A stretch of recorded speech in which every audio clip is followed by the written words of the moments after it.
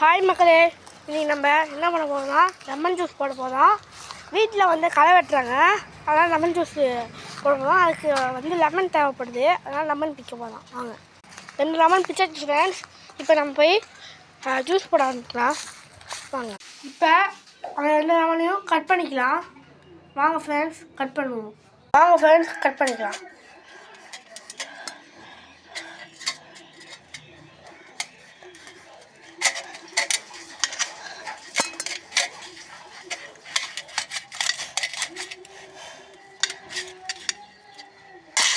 Cut பண்ணிக்கிட்டேன் friends. இப்போ இதை அப்படியே புழிஞ்சு விட்டுருக்கலாம்.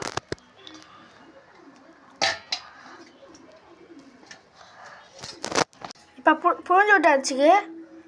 இப்போ நம்ம என்ன பண்ணணும்னா அதில் கொஞ்சம் வாட்டர் ஆட் பண்ணிக்கலாம். இப்போ இந்த குண்டானில் கொஞ்சமாக இதை ஃபுல்லாக அப்படியே தண்ணி ஊற்றிக்கலாம். இன்னும் அதை கொஞ்சம் அப்படியே ஊற்றிக்கணும். இப்போ கொஞ்சமாக தண்ணி ஊற்றிக்கலாம்.